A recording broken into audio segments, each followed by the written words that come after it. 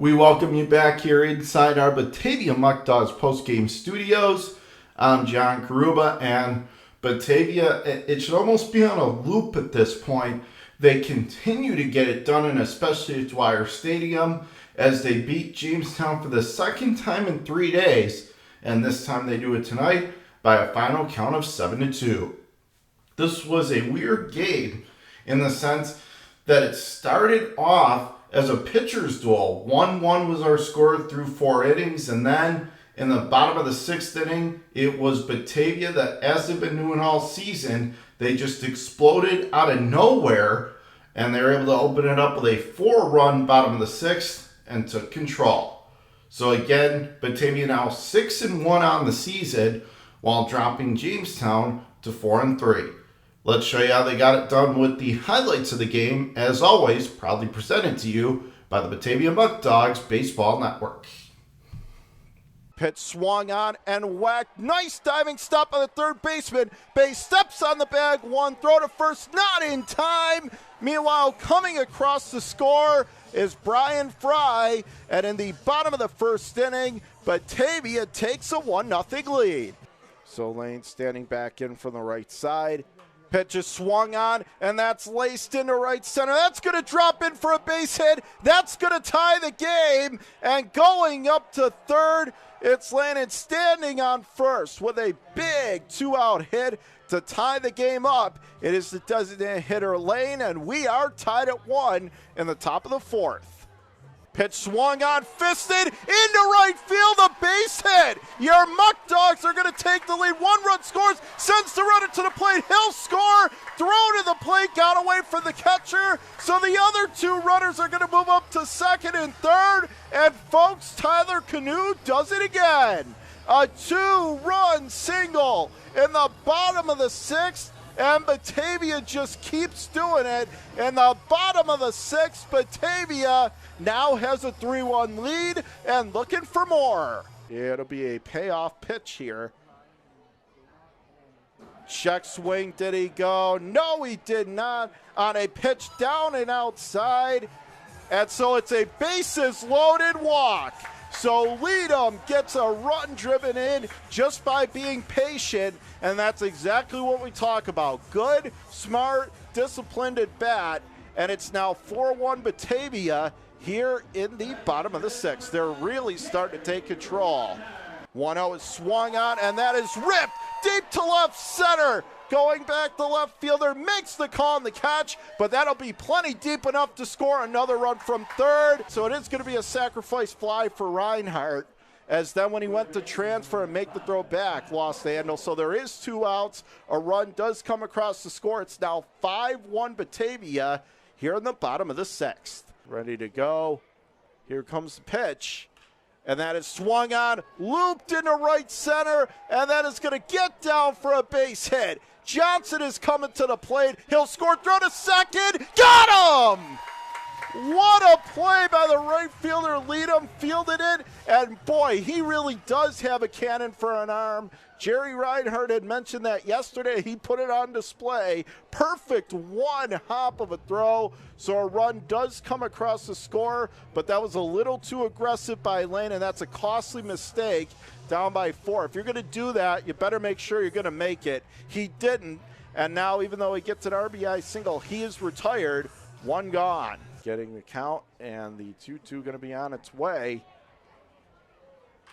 And that pitch swung, hit right back the middle, into right center. That's a base hit. That's as clutch as it gets. 2 more runs come across standing up. And folks, Batavia breaking it open here in the home half of the 7th inning. Now 7-2 Muckdogs. 2-2 with 2 outs. Runner off first. Game in the balance. Top of the 9th.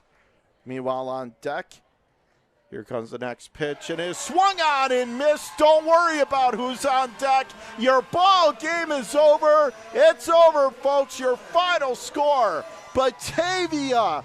Stop me if you've heard this before. They win. And not only that, they win at home again. Your final score tonight, Batavia 7, Jamestown 2. And that's the thing about this Muckdogs team, is that no matter what the circumstances are in the game, they're able to come through and find a way to come back stronger and get the win, and they did that again as they went from pitcher's duel to offensive slugfest in almost no time. And again, it just shows you the versatility this team has. They can beat you in multiple different ways, and that's what absolutely makes them so dangerous this season. What did the players and the coach have to say about it? Well, let's find out right now on the Muck Dogs post-game locker room interviews, as always, presented by the Muck Dogs Baseball Network. Standing here with Tyler Canoe, 5 RBIs tonight. And Tyler, you deserve to be player of the game. You were huge. You came up in some big spots with some clutch hits. What allowed you to just relax and come through in those situations? Really just trying to find the barrel. You just got to keep it simple at the plate. You just got to really just try and find the barrel and execute for your team. So, again, you guys continue to win here at Dwyer Stadium. What do you think? How do you think this team feeds off playing the home environment here at Dwyer? Oh, we love playing here at our home stadium. We love defending our home, and no one's going to come into our field and beat us, and we're gonna try and ride that out for as long as we can and play as well as we can at home. So 6-1 now on the season, and you're 2-0 against a couple big divisional rivals, Elmira and Jamestown, and it's very early in the season, but how is this team feeling right now? I feel like we're feeling really good. This team came in a very short amount of time. We binded together real quick. We have a lot of team chemistry for this early in the year, and we're off to a great start, and we're going to keep it going. What did you think of the other Tyler? Tyler Prospero on the hill tonight. He set the tone. What did you think of his performance? Tyler came out and gave us a great chance to succeed today. Without him, we wouldn't have been in this game for as long as we were, and we broke out, and I believe it was the 6th inning, bottom of the 6th inning. If he didn't come out and give us that one-run start, we wouldn't have been where we were at and been in the spot we were in. So, this offense has been very consistent, but they keep finding ways to win in different ways. The other night you guys had the 12-run output. This time it was 7, and it was kind of a little bit of a slog in the early going, but how are you guys able to lock it in after kind of being a little bit stagnant to start? It's really just all about getting guys on base. Well, in any way, anyhow, whether it's a hit by pitch, walk, a little dumpy single, or a double to start off the inning. It's just all about getting guys on base, because with the guys on base, good things can happen. And what do you think as far as the resiliency of this team? Even when maybe it got tied up there and maybe you were a little disappointed in the start you guys got off to, you still are able to block that out and figure out a way to win. What do you think leads to this team's resiliency? I think it just has something to do with our team chemistry. We love to play with each other, and no matter what the score, we're going to go out and put up as many runs as we can every inning. In that second at bat where you were tied at 1 to make it 3-1, knowing you had the only run in the game to that point as far as the RBI, but again, probably trying to come up with a big hit, how do you relax yourself there? Really just try and go up and find a barrel. I mean, that's all you can really do in this game. You hit the ball hard and good things happen. You can't ask for much more. It's not all about getting hits. It's about finding the barrel and letting the process take its way. And now you guys are going on the road for a couple games before going back home. The matchups ahead on the road, how are you guys feeling going into those? We're feeling great. We have a good start to the year. It doesn't really matter where we play. We're going to go out and play the best baseball we can. Tyler, on that note, thank you very much for the time and congratulations on the big night. Thank you. It was my pleasure. Here with Carlos Rodriguez, who didn't see action tonight, but got a great view at what went down tonight in the 7-2 win. And first, what did you think? Well, really of both Tylers, but we'll start with Tyler Canoe. 5 RBIs, a couple big hits. What did you think of him tonight? Oh, that dude's just an animal, man. He smashed the baseball pretty well. He's been seeing the ball really well since we started. The last game, he didn't really hit the ball that well, but he changed his mentality, went out there saying, I'm going to just smash, and he just did. He just did his thing. Everyone's just doing their thing right now, so just good baseball all around. How about Tyler Prospero on the mound? We covered Tyler Canoe. Now let's talk about how Prospero pitched tonight. Yeah, too many Tylers, right? No, but in all seriousness, no, he executed his pitches really well. Hung a couple pitches, which is what resulted in the 1 run. If he didn't hung that 1 pitch, it would have been a 0 6-inning pitch. Well, he just did his thing, works really hard, just does his thing, man. That's what all of us just do. Just do our thing. So 6-1 now, the record, still undefeated here at Dwyer Stadium. What do you think it is about playing on this turf that gets the players playing their best? It's not really the field. It's more of the players, the environment that we're in is more of a pro environment. We don't get this environment in college. I never experienced it in college where we could just be ourselves, just do our own thing, and the coaches actually have faith in us. Not a lot of colleges have that. And Skip Martinez and Coach Eaton, they provide that pro aspect of it. Like, hey, you do your thing, we'll do our job, you do yours, which is awesome because that's really not how colleges are, especially at the level that we're playing in. They're all super strict. It's really not even that fun, honestly. Most college baseball teams during the spring, it's not even that fun. Summer baseball is way more fun, in my honest opinion, that I've experienced. So you guys now, I know it's early in the season, but you're 2-0 against Elmira and you're 2-0 against Jamestown. These are some big divisional rivals. What do you think that says about your club that you can come out and have this success against these rivals? I think that's huge for our club, especially from what resulted in last year. Change the aspect, whole mind situation, just change it saying we're animals and we're just going to go get them. One pitch at a time, one play at a time, one inning at a time. Pitch by pitch, we're going to rack up runs. Our pitching staff's got to do our job. Whenever we're on, we're on. We're not, we're still going to try to squeak by with even out our best stuff. So I just think all around we just have that bulldog mentality all around.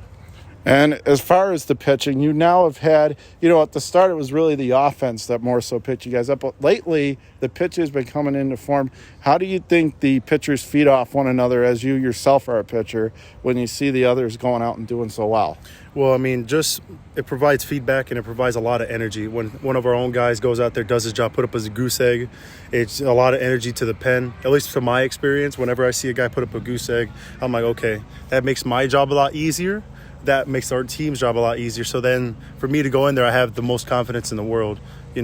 As a pitching staff, you have to exuberate confidence, supreme confidence, just like what our motivational speaker said today, supreme confidence. So I think it's a good role for our club. Supreme confidence through and through, whether we win or lose, good or bad, we just have to have supreme confidence. And one last thing, as far as you guys are going out on the road, you did your job and protected your home turf. What do you think this team needs to do to translate what you've been able to do here at Dwyer and take it out on the road? Just the mental aspect. The game is so mental, especially at this level. Everything's mental. 90% mental, 10% physical is what Coach Eaton said. And that rings true throughout all levels, And I just think for us to contribute that to the home, we just have to just go in with our bulldog mentality. Says this is our turf now, that we're going to do our job. We're going to go out there, dominate one pitch, one inning at a time, and just go out there and just total dominance. Carlos, thank you so much for the time. Really appreciate it, and congrats on the win as a team. Oh, man, appreciate it, man. It's always good talking to you, John. Here with Muckdogs coach Thomas Eaton after a big 7-2 win tonight over Jamestown. And, Coach, first we got to talk about what did you think of Tyler Canoe tonight? 5 RBIs, coming up with some big hits and some big spots. Well, he was due to have a big game, and tonight was the night that he busted out, and he just showed us that he just went right in there. We're like a business, and he went out there and took care of business for us tonight. And another guy who was certainly mowing him down on the mound, Tyler Prospero. What did you think of him and the way he pitched tonight? Well, Tyler's one of my pitchers. He did an absolutely outstanding job tonight. What we're trying to do with him is to extend his innings as the season goes on, and he did a magnificent job. And really, he did a magnificent job. But this pitching staff as a whole, at the very beginning of the season, it was more the offense. But now we've seen some really good pitching performances. So what do you attribute that to as far as this pitching staff rounding into shape? Well, these guys that I have, they're buying into the program here, and we just want to make sure that each and every one of them get their innings in, and they'll go through a brick wall for us, and that's what I look for, the mental aspect of pitching, and we have got that with the kids that we've got here today. And you guys now are 6-1. You're undefeated here at home, and this team, it doesn't seem like they ever get phased when they're down, just like your pitchers, when they're in a big spot, they bear down, make these pitches. Overall, just a few games into the season, how are you feeling overall where this club is at? Right now, we haven't reached our peak yet. You can actually lose in the league early, So what we're trying to do is reach our peak, and the guys, they're getting there. And right now, we're going to win some more games here at home. And now you guys are heading out. You have a couple road games coming up here. And just how you feel about this team overall going into those games? Well, we take each game one by one and go out and do our job. And if we lose, we go over how we lost. But right now, everything is working great for us, and we're just so proud of these young men here. And when you see the results now as a coach, when you're seeing these results and all these victories for this team, how does that make you feel as far as like you're just seeing the results, you know the work these guys put in to see it actually pay off? What's that feeling like as a coach? It makes my job much easier, and that's what I really, really like about being the pitching coach here. It makes my job easier. Coach, well, I appreciate this. Your team is 6-1. Congrats on the hot start, and thank you for a couple minutes. Really appreciate it. Go Muckdogs. Thank you very much. Go Dogs. We hope you enjoyed that tour through the Muckdogs locker room, again brought to you proudly by the Muckdogs Baseball Network. So before we sign off here, let's get you some scores from around the PGCBL, and it was a busy Friday night. We'll begin with Auburn taking down the Niagara Power 7-2. It was Geneva beating Watertown by a final score of 9-8. Mohawk Valley beating the defending champs, the Saugerties Stallions, 7-5. Amsterdam outlasting Oneonta by a final count of 2-1. Boonville all over Utica tonight, 12-6. Albany again just right down the throat of Glens Falls, beating them 15-4. Elmira gets a big win against the next opponent for the Muckdogs, and that's Newark. Elmira wins it 7-4 down at Dunn Field. And finally tonight, again, your final score was Batavia beating Jamestown 7-2. And again, that is a look around the PGCBL of the Muckdogs Baseball Network. So with that, that's going to finish things up here on the official Batavia Muckdogs Postgame Show. I'm John Karuba. Thank you for tuning in. And again, Dylan Patemry is going to have the call of the next two games for you, beginning tomorrow night at 7, when your Muckdogs travel down to Newark to take on the Pilots. I'll be with you again on Monday night after the Muckdogs home game against Syracuse. So until then, for everybody here and everyone a part of our Muckdogs crew, I am John Karuba. Thank you again for listening. One more time, your final score, it was the Batavia Muckdogs with a 7-2 win over the Jamestown Tarp Skunks. Thank you and good night. John Karuba signing off. Again, good night from Dwyer Stadium. Batavia wins 7-2.